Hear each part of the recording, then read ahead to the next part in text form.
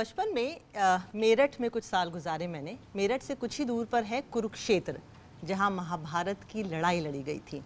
तो हमारे बड़े बूढ़े हमें कुछ किस्से सुनाते थे। उसमें से एक किस्सा महाभारत का था जो आज भी मुझे याद है। द्रोणाचार्य कौरवों और पांडवों दोनों के गुरु थे और उनको परास्त नहीं किया जा सकता था जब तक वो खुद अपने शस्त्र ना त्याग दें। उनका बेटा था महाबली अश्वत्थामा, जिसको भी हराना नामुमकिन था। तो महाभारत में एक चाल चली गई और वो ये थी कि अश्वत्थामा नाम का एक हाथी मार दिया गया और ये अफवाह फैलाई गई कि अश्वत्थामा मारा गया। द्रोणाचार्य तक ये बात पहुंची और उन्हें पूरा सच नहीं बताया गया। उन्हें ये बताया गया कि हाँ, अश्वत्थामा मारा गया। द्रोणाचार्य ने अपने शस्त्र त्याग दिए और उसके बाद जो हुआ हम सब जानते हैं। तो सवाल ये है कि इस देश का इतिहास हमें बता रहा है कि अफवाहों पे यकीन मत कीजिए। अफवाहों का बाज़ार गर्म है, लेकिन आप उसमें ट्रैप मत होइए। तो क्यों हम यकीन किए जा रहे हैं? और कुछ लोग ऐसे हैं जो चाह रहे हैं कि आपको एक प्रैक्टिकल एग्जाम्पल के थ्रू ये बताया जाए कि अफवाहों पे यकीन करना कितना हानिकारक हो सकता है। सुधीर जी आदाब, क्या हाल है? क्या हाल है? नवाज, क्या हाल है? And Bhumi, what was your trigger to make this film? जहाँ देखो तो वहाँ अफवाहों से घिरे हुए हैं आप, तो समझ में नहीं आता। अपने बारे में कभी कभी कुछ समझ में नहीं आता कि आप जहाँ के थे उस जगह के बारे में ऐसी चीज़ें कही जा रही हैं कि आपको अपना खुद का तजुर्बा जो उस जगह के बारे में वही कुछ क्वेश्चन करने लगते हैं जी। इतनी सारी कहानियाँ घूम रही हैं। तो दैट वाज आई थॉट कि एक इंटरेस्टिंग वो बेसिस है एक फिल्म का, एक शुरुआत का, कि कुछ नहीं हुआ पर बहुत कुछ हुआ और कुछ नहीं हुआ को इतना बात को पतंगड़ बना दिया गया कि इतना कुछ हो गया और फिर वो एक थ्रिलर में तब्दील हो जाता है। एक तरह की एक रात गुजरती है जिसमें दो लोग फंसे हुए हैं एक अफवाह की वजह से और क्या होता है। So I thought that was a very interesting basis for a film and it's not necessary sensationalist. No. तो हर चीज़ पे तो मैं ऐसी तो फिल्में बनाता नहीं कि कोई सेंसेशनलिस्ट फिल्म है, तो वैसी उसी कड़ी में है एक फिल्म जो अपने वक्त को देखती है, उसकी एब्सर्डिटी को। जी। नवाज, आपकी फिल्म थी मंटो। एक तो कुछ एक ऐसा हो गया है कि रियलिटी की जो like I word used a word called macabre, the reality has also become macabre. Manto एक बड़ी अच्छी फिल्म थी जिसमें एक इसी तरह का स्टेटमेंट मंटो कहते हैं कि अगर आपको मेरी लेखनी पसंद नहीं है, इसका मतलब कि ये पूरा समाज ही सांस लेने लायक नहीं है, इस काबिल नहीं है कि आप इसके बारे में बात कर सकें। एंड समहाउ आपको बहुत आसान हो जाता है ऐसी फिल्मों से एसोसिएट करना आजकल with this huge body of work that you have had, कि ये जो बात लेकर आ रहा होगा इसमें कुछ तथ्य होगा। आई थिंक वो सीरियस बात से या थिंकिंग से हम इतने नाराज़ होने लगे आजकल कि जैसे हमें ऐसा लगने लगा यार मेरे पास टाइम नहीं है बहुत ज़्यादा सोचने का, और यह जैसे इंटेलेक्चुअल एक गाली बन गई आज की डेट में, है ना, उस तरह की चीज़ें हो गई। मतलब अगर कोई सीरियस बातें सुनते हैं ना, अगर इंटेलेक्चुअल फिल्म है तो देखते हैं ना, क्यों घबराने लगे हम लोग, है ना। हम लोग सतही क्यों होते जा रहे हैं? हम खुद को ऐसा कर रहे हैं कि हम खुद सतही होना चाह रहे हैं, सुपरफिशियल लेवल पे सारी चीज़ें करना चाह रहे हैं। हम फिल्में भी उसी तरह की पसंद कर रहे हैं, हम खुद वैसे होते जा रहे हैं, हम इवन सोशल मीडिया पे भी वही चीज़ें फैला रहे हैं, हम कोई डीप थॉट रख ही नहीं रहे हैं। तो ये maybe I don't know ये क्या, ये भी एक अफवाह सी लगती है मुझे, क्यों हो रहा है ये सब। कहानी से ज़्यादा मुझे मज़ा आता है किसी कैरेक्टर की, किसी इंसान की सोल को एक्सप्लोर करना। मुझे उसमें मज़ा आता है कि इंसान के इतने हज़ार तरीके हैं, अगर मैं पूरी उम्र और मुझे अगर 50 साल और मिल जाएं तो भी ख़त्म नहीं होंगी वो चीज़ें। बिल्कुल। Bhumi, the IPC actually has strict provisions against it. So I called up a lawyer friend and I asked कि क्या सज़ा है कुछ अगर कोई अफवाह फैला दे, उसकी वजह से कोई बड़ा नुकसान हो जाए, can he go away scot free? बोला नो। सो सेक्शन 505 नाम का कोई एक IPC सेक्शन है जिसके तहत आपको कड़ी सज़ा हो सकती है। What has been your experience in the last 10 years about with just अफवाह as a tool to get to a person who's in public space?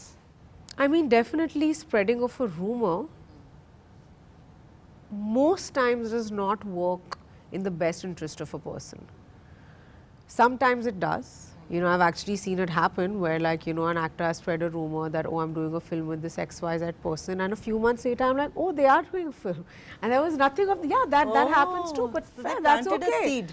That's okay. You know, whatever you do, what you do to reach wherever you want to in life.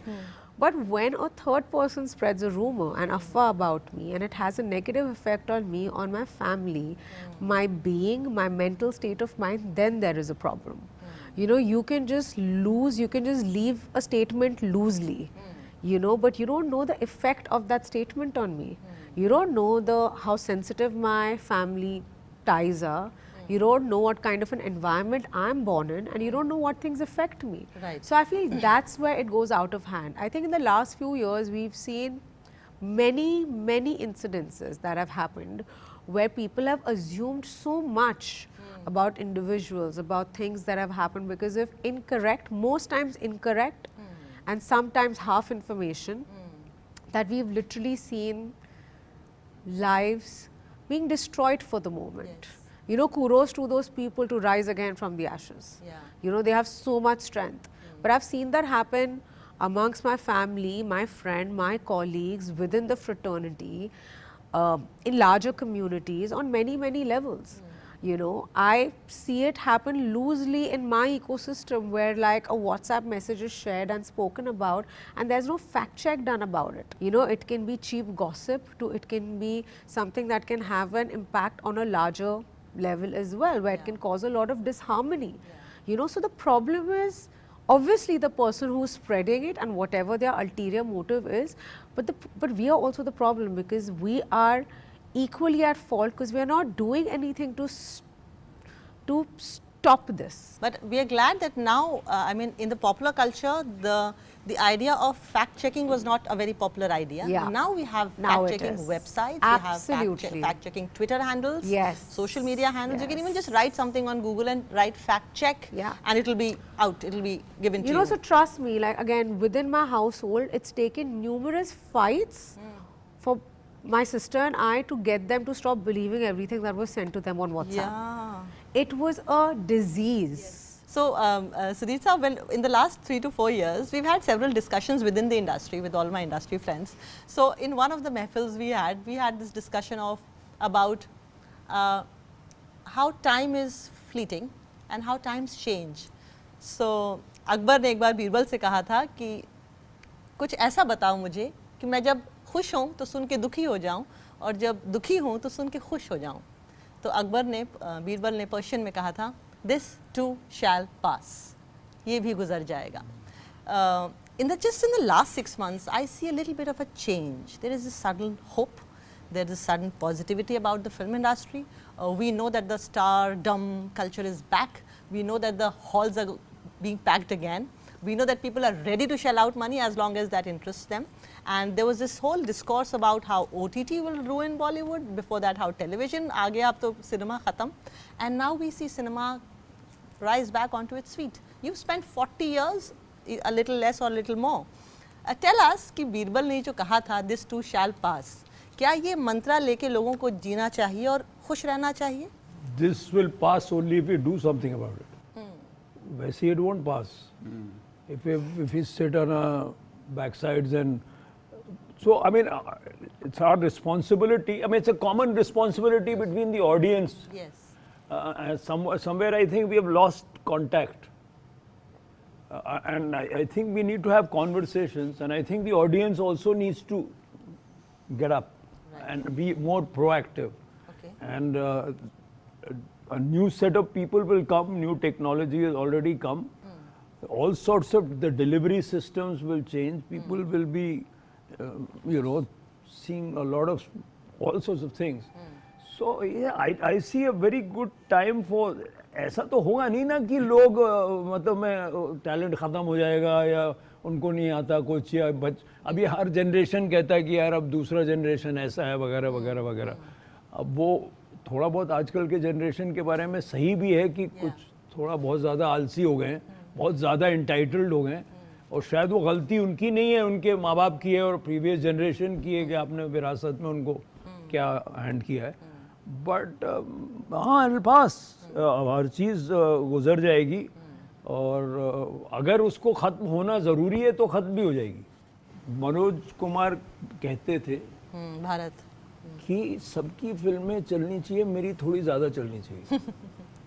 वो अच्छा ख्याल था, अच्छा ख्याल था। हाँ, और वो सबका अगर सच बोले तो सबका यही ख्याल होता है सही बात। कि भाई सबकी फिल्में चलनी चाहिए, मेरी थोड़ी ज़्यादा चलनी चाहिए, हाँ, है ना।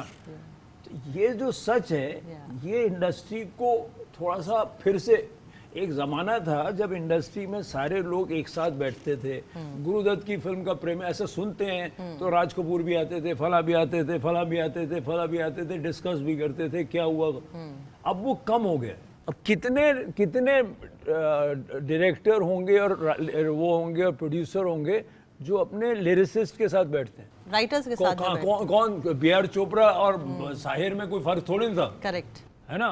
अब आप बताइए, जो वो प्रोड्यूसर आज का है और जो आज का लिरिसिस्ट है, उसको तो वो फिर से मुंशी समझने लगा।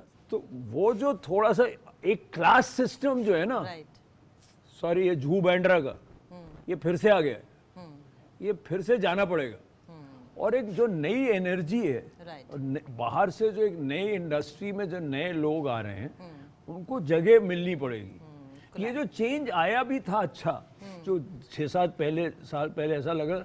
तो आप देखिए, डायरेक्टर्स का नाम लेते हैं, हाँ, इम्तियाज अली, अनुराग कश्यप, विशाल भारद्वाज, अमित मसूरकर, मैं ऐसे Right. अनुभव सिन्हा, The new age मैं filmmakers. तिग्मांशु धुलिया, मैं नाम लेता रहूंगा, अंसल मेहता, राजकुमार हिरानी, Yeah. जितना नाम ले, बहुत सारे जो लोग आए, अभिषेक चौबे, जितने लोग भी आए, नवदीप सिंह, वो सब कहीं कुछ अलग अलग बैकग्राउंड से आए, या है ना। Absolutely. वो कुछ उनके पास अपनी कहानियां थी, कहानियाँ थी। है ना। तो उन लोगों को, कहानी इंडस्ट्री को उन लोगों को मौका देना पड़ेगा जिनके पास अच्छी कहानियां हैं, जिनके पास कुछ कहने को है, राइट, जिनके पास कुछ तजुर्बे हैं, जो इस मुल्क से कनेक्टेड हैं। तब कुछ तब्दीली अच्छी आएगी। मेरे ख्याल से वो हो रहा है। जो एक झगड़ा था आर्ट फिल्म का और पॉपुलर सिनेमा का, जो ये था, वो थोड़ा कम है आजकल, है ना। कम है, लोग आपस में थोड़ा मिलते जुलते Yes. ज़्यादा हैं। Yes. तो मेरे ख्याल से I think we need to, the associations need to wake up a lot more. एक छोटा डायरेक्टर अगर सेंसर ट्रबल में हो, बच्चा कोई, तो 50 बड़े डायरेक्टर्स को खड़ा होना चाहिए उसके साथ, क्यों नहीं खड़े होते। तो कहीं it's not each man for himself, because you know the bell will toll for you also. Yeah. फिर आप घंटी जब आपके लिए बजेगी तो कोई नहीं खड़ा कोई नहीं होगा। खड़ा होगा, बिल्कुल। तो आपको एक दूसरे के लिए खड़ा। इंडस्ट्री की तो जो मैटर्स हैं, उसमें जिस तरह से पहले 50 के दशक में, 60 के दशक में, 70-80, ये जो Right. एक यूनिटी थी Yeah. इंडस्ट्री की, Yeah. वो वापस लानी पड़ेगी। अनुभव बहुत अहम पार्ट है वैसे इसका, क्योंकि अगर अनुभव सिन्हा जैसा प्रोड्यूसर ना हो तो इस तरह की फिल्म मैं नहीं बना सकता था। तो मेरे ख्याल से जब मुझे ये ख्याल आया इस तरह की फिल्म का, और जब हमने ये फिल्म लिखी और जो कास्ट की, तो उसमें उसने जिस तरह से पीछे खड़ा हो गया फिल्म के, और जो भी हमको ज़रूरत थी वो फिल्म बिल्कुल। जिस तरह से बनी है फिल्म, बगैर किसी परेशानी के। ये कहानी किसकी है? मेरी ये आपने लिखी है कहानी मैंने, और मेरे एक दो राइटर्स हैं, शिवा और निसार, मिलके हमने स्क्रीन प्ले लिखा। एक रात में लिख दी?